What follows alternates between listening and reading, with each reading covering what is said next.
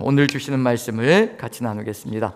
예레미야서 42장 15절부터 22절까지의 말씀, 예레미야서 42장 15절부터 22절까지의 말씀 같이 한번 천천히 읽습니다. 같이 읽습니다. 시작. 너희 유다의 남은 자여, 이제 여호와의 말씀을 들으라.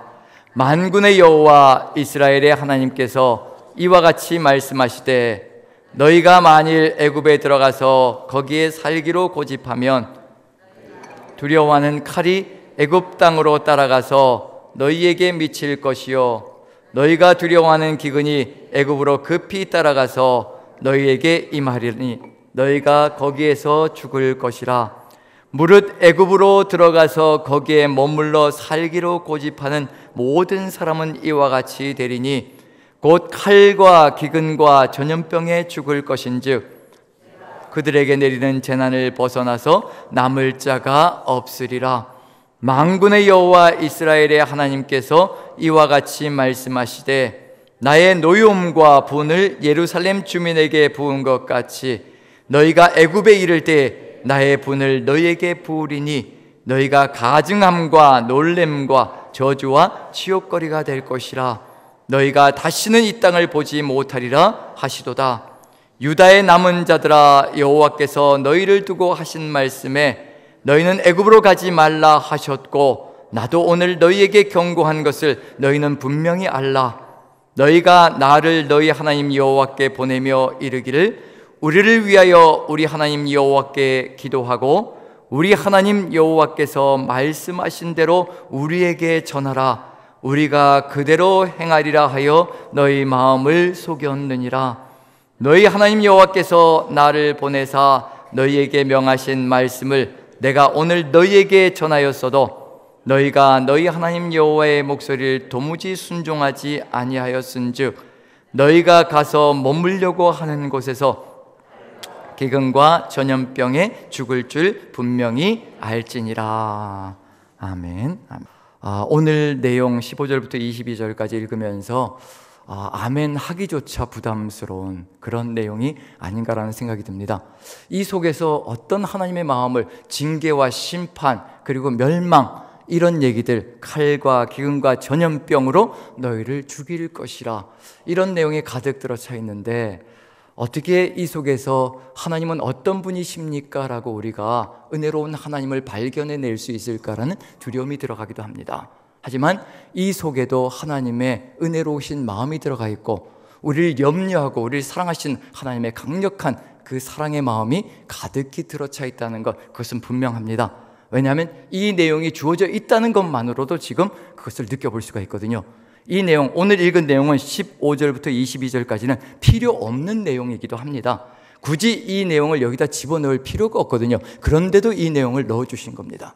그럼 경고는 어떤 의미를 가지고 있는 것일까? 경고는 우리를 돌이키게 하시려고 하시는 하나님의 간절한 마음입니다.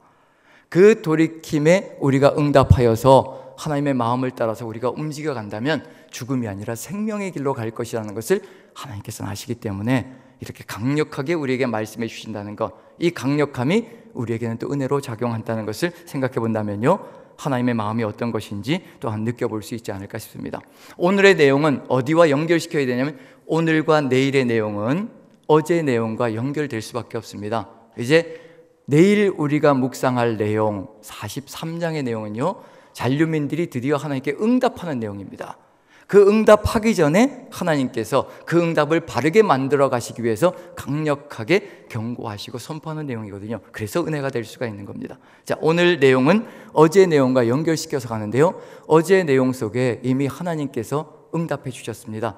가서 잔류민들이 예레미야에게 와서 하나님께 가서 우리의 사정을 아뢰어 주십시오.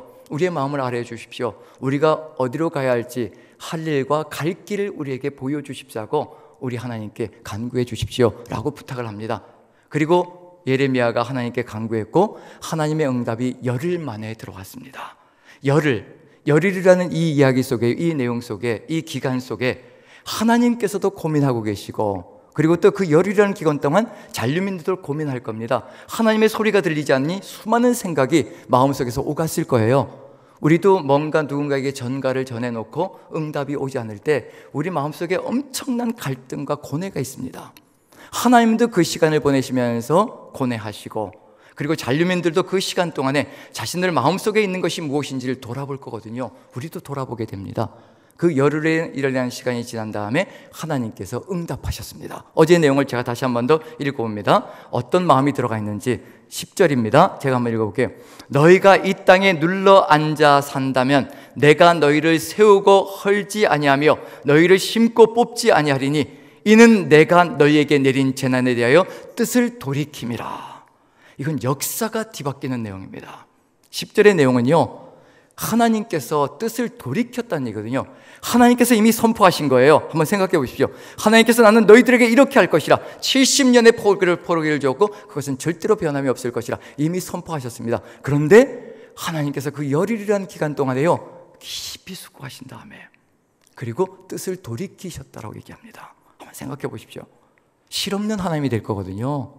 하나님이 이렇게 했다가 저렇게 했다가 조변 섞게 하며 아침 다르고 저녁 다르고 이렇게 말씀을 뒤바꾸면요, 누가 믿고 따라가겠습니까? 그런데 하나님께서 자신이 선포한 말씀을 바꾸시겠다는 겁니다. 내가 뜻을 돌이켰다는 겁니다. 이건 천지가 개벽할 일이거든요.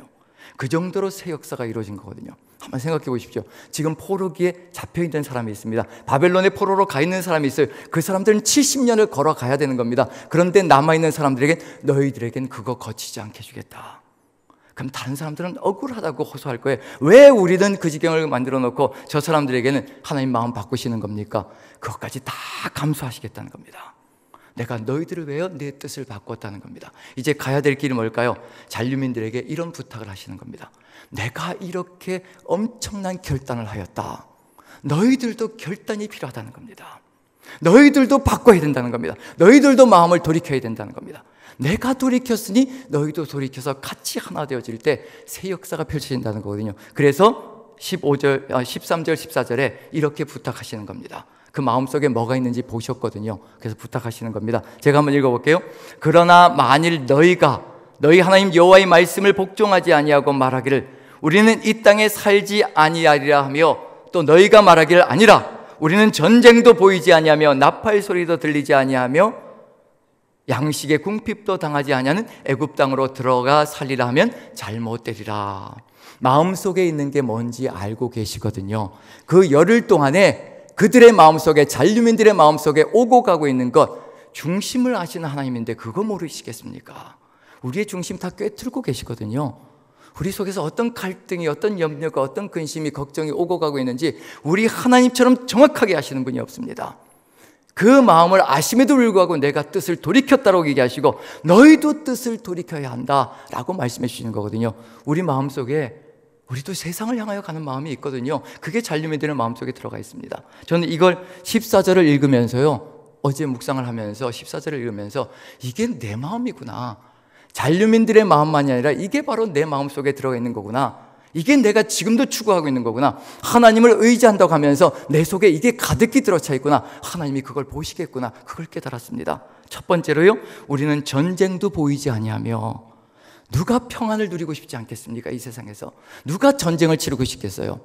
우리의 마음속에도 제 마음속에도요, 좀 더 평안하고 싶은 마음이 가득히 들어차 있습니다. 우리의 마음이 그렇잖아요. 좀 더 평안하고 싶고, 그래서 이 평안이 지속되기를 원하는 겁니다. 나팔 소리도 들리지 않고 어떤 경보음도, 어떤 위험의 신호도 들리지 않는 것, 이 평안함이 안정적으로 들려지기를 원하는 것, 안정되기를 원하는 것, 더 이상 어느 누군가로부터 위험을 느끼지 않고 공포를 느끼지 않고 살아가고 싶은 그 마음, 그게 제 마음속에도 그대로 있더라고요. 평안하고 싶고 이 평안이 계속 지속되어져서 안정을 누리고 싶고, 그리고 또 뭐도 있냐면요, 양심의 궁핍을 느끼지 않는 애굽으로 내려갈 것이라 정말 먹고 살고 싶거든요. 풍족하게 부족함이 없이 살고 싶은 마음이 제 마음속에도 가득히 들어차 있습니다. 평안하고 싶지요, 안정을 누리고 싶지요, 부족함이 없이 풍부하게 살아가고 싶지요. 그게 제 속에 들어가 있는 마음이더라고요. 잔류민들의 마음만이 아니라는 겁니다. 하나님이 그걸 보시는 겁니다. 하나님께서 나만 의지하기를 원하시는 것, 내가 너희들을 향하여 내 얼굴을 비추었다, 내 얼굴을 비추었다, 너희들도 나를 향하여 신뢰를 가지고 나만 바라보라. 근데 우리는 평안도 누리고 싶고 안정도 누리고 싶고 부족함이 없는 풍성함을 누리고 싶은 그 세상적인 마음이 가득히 들어차 있습니다. 그래서 세상을 바라봅니다. 저도 그래서 자꾸만 세상을 바라봅니다. 애굽을 바라봅니다. 그 세상을 바라보면서 그 속에 들어가서 세상 사람과 타협하면 나도 좀 안정을 누리고 평안하게 부족함 없이 살아갈 수 있지 않을까? 하나님 따라가면 정말 제대로 된 삶을 살아갈 수 있을까? 두려움이 가득히 밀려올 때가 참 많습니다. 잔류민들의 마음속에 들어가 있는 게 그거고요, 제 마음속에, 어쩌면 우리 마음속에 들어가 있는 게 그런 마음일 겁니다. 하나님께서 그걸 보신 겁니다. 열흘 동안 고민하셨습니다. 그리고 바꾸셨습니다. 그리고 부탁하십니다. 너희들도 제발 내 이 마음을 따라서 나만 믿고 살아가자. 세상 바라보지 마라. 내가 너희들을 사랑한다. 그리고 바벨론 왕을 두려워하지 마라. 내가 너희와 함께하여 너희를 구원할 것이라. 너희를 도울 것이라. 염려하지 마라. 분명히 어제 다 말씀해 주셨습니다. 그럼 그건 끝이 아닌가요? 분명히 다 말씀해 주셨습니다. 하나님의 응답이 다 들어가 있습니다. 더 이상 무슨 할 말이 있겠습니까? 이제 기다려야 될 것은 뭐밖에 없느냐면요, 43장의 잔류민들의 응답일 겁니다. 그런데 15절부터 22절까지가 더 들어가 있습니다. 여기에 뭐가 들어가 있을까요? 그 마음속에 있는 것이 무엇인지 아시기 때문에 더 하나님께서 말씀하시는 겁니다. 제발 돌이켜라. 제발 돌아서야 된다. 그래야 산다. 죽지 않는다. 그래서 15절부터 22절까지는요, 은혜로 하나님께서 우리의 마음속에 있는 것을 바꾸시려고 주시는 말씀입니다. 어떤 단어가 가장 먼저 등장하는지 보십시오. 그걸 보셨거든요. 그 열흘 동안에 잔류민들의 마음속에, 우리 마음속에 있는 걸 보셨습니다. 그 한 단어가 하나님께서 보신 겁니다. 15절 같이 한번 읽어보죠. 한 단어가 눈에 띌 겁니다. 우리에게도 있는 것 같이 한번 읽어보죠. 시작. 너희 유다의 남은 자여, 이제 여호와의 말씀을 들으라. 만군의 여호와 이스라엘의 하나님께서 이와 같이 말씀하시되, 너희가 만일 애굽에 들어가서 거기서 살기로 고집하면 그 고집스러움을 보신 겁니다. 하나님께서 이렇게 응답하시며 내가 바벨론 왕의 마음까지도 변화시켜서 너희를 살리게 만들어 줄 것이라. 불쌍히 여기게 만들어 줄 것이라. 내가 너희와 함께 할 것이라. 그러니 염려하지 마라. 그런데 그놈의 고집스러운 그 마음을 보신 겁니다. 아집을 보신 겁니다. 고집은 그래도 긍정적인 부분이라도 있습니다. 고집은요, 바른 방향이고 옳은 방향의 고집은요, 사람을 살립니다. 그런데 이 잔류민들의 마음속에 있는 것은 고집이 아니라 아집입니다. 자기들이 세워놓은 계획, 자기들이 생각하는 주장, 그것이 옳다라고 생각하며 나의 생각이 옳다라고 주장하며 걸어가는 아집스러운 고집입니다. 이건 사람을 살리는 것이 아니라 죽이는 길로 가는 겁니다. 하나님께서 그걸 보신 겁니다. 이 고집을 내려놓지 않으면, 이 아집을 내려놓지 않으면 절대 살 수 없다는 거, 그것을 바꾸려고 하시는 겁니다. 이게 얼마나 어려울까요? 우리 마음속에 있는 우리의 고집, 우리의 주장, 우리의 계획, 이거 바꾸게 하는 것 정말 쉽지 않습니다. 하나님께서 그것을 바꿔주시려고 하시는 겁니다. 그래서 경고를 주시는 거고요, 그래서 우리에게 말씀하시는 겁니다. 다시 또 말씀해 주시는 겁니다.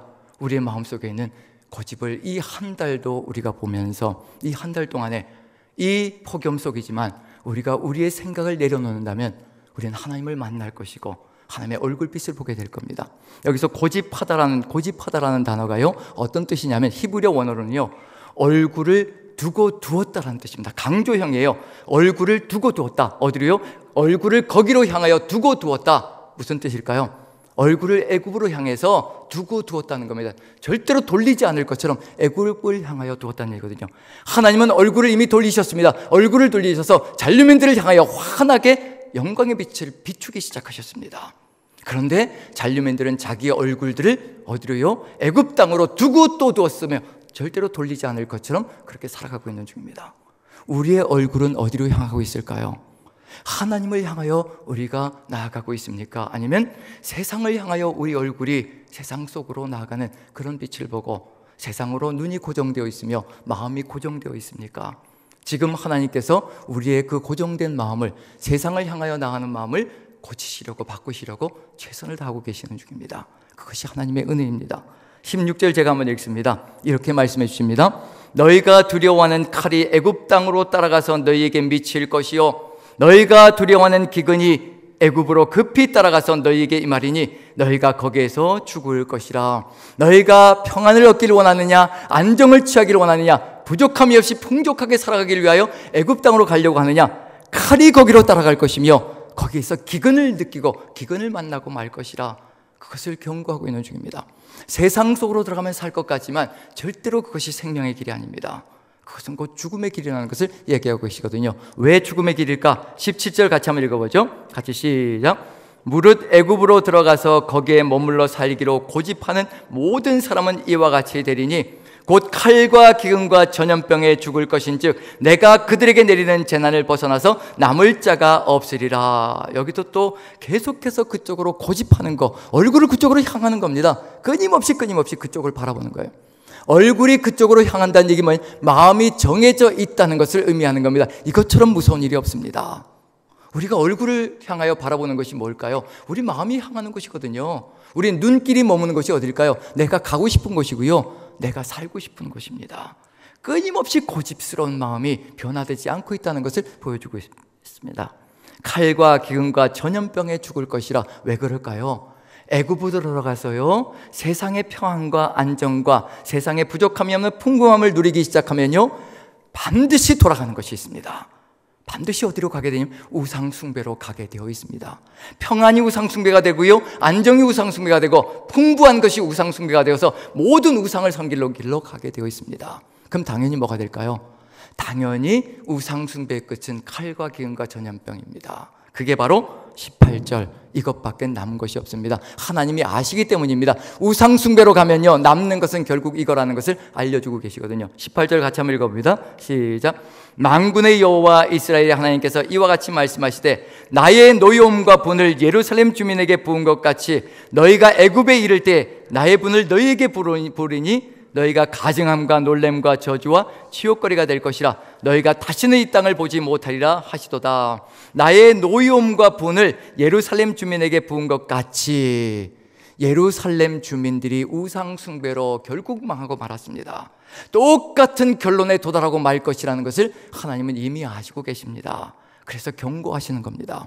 너희가 죽는다. 세상을 따라가다 보면 세상이 망할 때 같이 죽게 되어 있다. 세상에서 나와야, 세상을 이겨야, 세상을 극복해야 살 수 있다는 것이 우리 하나님의 마음속에 간절하게 들어가 있습니다. 이 경고 속에요, 칼과 기근과 전염병, 그리고 놀램과 저주와 그리고 치욕거리, 이게 협박으로 들리시나요? 아니면 하나님의 사랑의 말씀으로 들리시나요?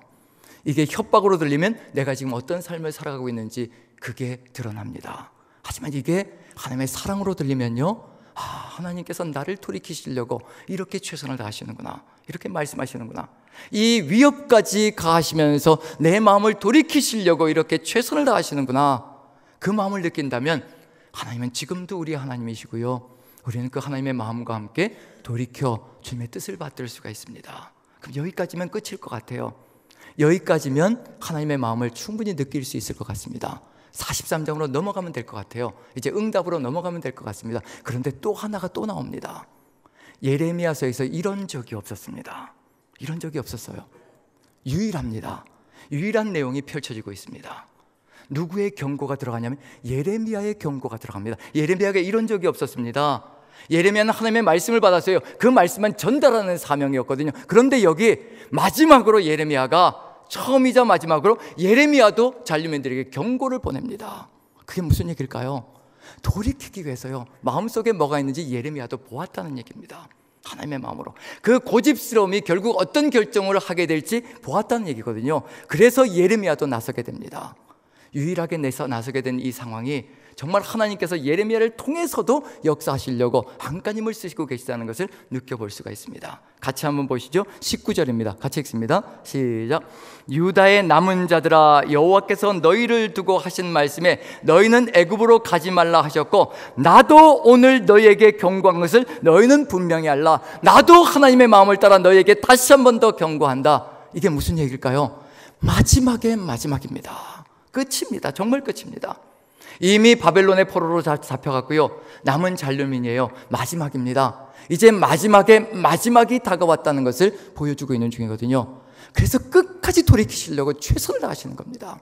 하나님께서 말씀하셨고요, 경고를 주셨고요, 또 예레미야까지 나서서 마지막 경고를 줍니다. 이렇게까지 하시는 이유가 뭘까요? 제발 돌이키라는 겁니다. 그게 살 길이라는 겁니다.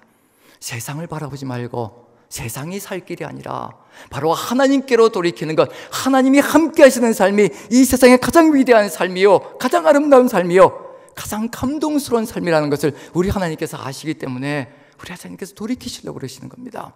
지금도 우리에게 말씀하시는 겁니다. 얘들아, 제발 세상을 바라보지 말고 나만 바라보라. 내가 너희들의 힘이 될 것이고 능력이 될 것이고 너희들의 부족함을 채워주는 그런 삶을 살아갈 것이라. 너희는 먼저 나의 나라와 나의 의만 구하라. 그러면 내가 이 모든 것을 채워줄 것이라. 이 모든 것 때문에 제발 세상 속으로 들어가지 마라. 내가 너희와 함께한다. 그걸 알려주시는 겁니다. 예레미야도 마지막으로 경고를 쏟아붓고 있습니다. 왜 그럴까? 뭐가 결정되어져 있는지 보십시오. 마음이 어떻게 굳어져 있는지 보십시오. 그걸 바꾸는 것이 얼마나 어려운지. 20절 같이 한번 읽어봅니다. 시작. 너희가 나를 너희 하나님 여호와께 보내며 이르기를 우리를 위하여 우리 하나님 여호와께 기도하고 우리 하나님 여호와께서 말씀하신 대로 우리에게 전하라. 우리가 그대로 행하리라 하여 너희 마음을 속였느니라. 마음속에 딴 생각 다 가지고 있으면서 마음속에 이미 너희가 가야 될 길 방향 다 정해놓고 애굽으로 얼굴을 두고 떠두면서 그쪽으로 방향을 정해놓고 하나님께 와서 하나님이 말씀하시는 대로 다 행하겠습니다. 그따위 거짓말을 하면서 하나님 마음을 속이려고 하느냐? 하나님이 만월의 여김을 받을 수 있는 분이라고 생각하느냐? 하나님이 너희 중심을 모를 것 같으냐? 너희 중심에 무엇이 들어가 있는지 그것을 깨닫지 못하고 있을 것 같으냐? 너희가 하나님의 마음을 따라 살겠다라고 순종하겠다라고 그렇게 이야기하면서도 이미 너희 마음속에는 너희가 원하는 것에 하나님이 도장 찍어주지 않으면 언제든지 돌이킬 준비가 되어 있는 것, 언제든지 배반할 준비가 되어 있는 것, 그것이 너희의 지금 속마음이 아니냐? 왜 속이고 있느냐? 그것을 들춰내고 있는 중입니다. 기만하지 마라. 속이지 마라. 너희 스스로도 속이지 마라. 그걸 얘기하고 있는 중이거든요. 우리는 어디를 바라보고 있는지, 우리는 우리 자신을 속이고 있지 않은지, 하나님을 감히 속이고 있지 않은지, 내 마음속엔 다른 것이 가득 들어차 있으면서 나는 하나님만 따라갑니다. 하나님의 말씀에만 순종합니다. 그런 고백을 하며 살아가고 있지는 않은지 우리 자신을 돌아보며 이 잔류민들의 이야기를 돌아본다면 바로 그들의 이야기가 남의 이야기가 아니라 바로 나의 이야기라는 것을 깨달을 겁니다. 저의 이야기입니다. 이 목사의 이야기입니다. 우리의 이야기입니다. 그렇기 때문에 우리도 하나님의 마음을 따라가야 합니다. 자, 21절 보시면요, 이 정도로 강력합니다. 같이 한번 읽어보죠. 시작. 너희 하나님 여호와께서 나를 보내사 너희에게 명하신 말씀을 내가 오늘 너희에게 전하였어도 너희가 너희 하나님 여호와의 목소리를 도무지 순종하지 아니하였은즉, 도무지 들을 준비가 되어 있지 않다는 것을 예레미야도 봅니다. 인간도 볼 수가 있습니다. 사람도 발견할 수가 있는데 하나님을 속일 수가 있겠습니까? 하나님은 다 보십니다. 다 아십니다. 우리 마음속에 정말 순종할 준비가 되어 있는지, 하나님을 속이고 있는지, 아니면 정말 그 말씀을 다 헌시처럼 버릴 준비가 되어져 있는지 우리 하나님은 다 아십니다. 사람의 눈에도 발견되어지는 것이 어찌 하나님의 눈에 발견되지 않는다라고 생각하며 살아갈 수가 있겠습니까? 이렇게 강력하게 말씀하시는 이유가 뭘까요? 이렇게 속심정까지 다 들춰내버리십니다. 속에 있는 거 다 끄집어내버리십니다. 돌이키란 얘기입니다. 이것을 돌이키지 않으면 살 수 없기 때문에 그렇습니다. 죽음으로 갑니다. 결국 마지막은 뭐밖에 남지 않을까요? 칼과 기근과 전염병으로 수치거리가 될 것이고 저주거리가 되어서 세상 속에서 세상이 망할 때 같이 망하고 마는 겁니다. 하나님께서 그것을 돌이키게 하시려고 살려주시려고 이러시는 겁니다. 그리고 이것 당하지 않게 하려고 22절 너희가 가서 머물려고 하는 곳에서 칼과 기근과 전염병에 죽을 줄 분명히 알지니라. 이 경고를 주시는 이유는 이렇게 되지 않기를 간절히 소망하시는 하나님의 그 마음이 가득히 들어차 있는 겁니다. 하나님은 어떤 분이십니까? 우리에게 때로는 위협의 말씀으로 다가올 때에도 그것이 하나님의 사랑입니다. 그렇게 위협적으로 다가오지 않으면 우리 이 강력한 이 고집스러운 마음이 절대로 변화되지 않을 것을 아시기 때문에 가장 강력하게 우리에게 다가오시기도 하십니다. 은혜로 다가오시지만 때로는 강력하게 하나님의 말씀으로 다가오시기도 하십니다. 그게 하나님의 사랑입니다. 이 사랑을 우리 마음속에 새기고 이렇게까지라도 해서 우리를 돌이키시려고 세상 속으로 들어가지 않게 하시고 오직 하나님만 붙들고 우리의 힘이 되신 능력이 되신 아버지만 붙들며 살아가기를 간절히 소망하시는 그 아버지의 마음이 이 한 달 저와 여러분들의 마음속에, 8교구 식구들 모두의 마음속에 가득히 들어차서 오직 이 하나님과 함께하는 응답의 삶으로, 바른 응답으로 우리의 고집을 꺾어버리고 오직 하나님의 말씀으로 돌아가는 저 여러분들 되시기를 간절히 축원드립니다.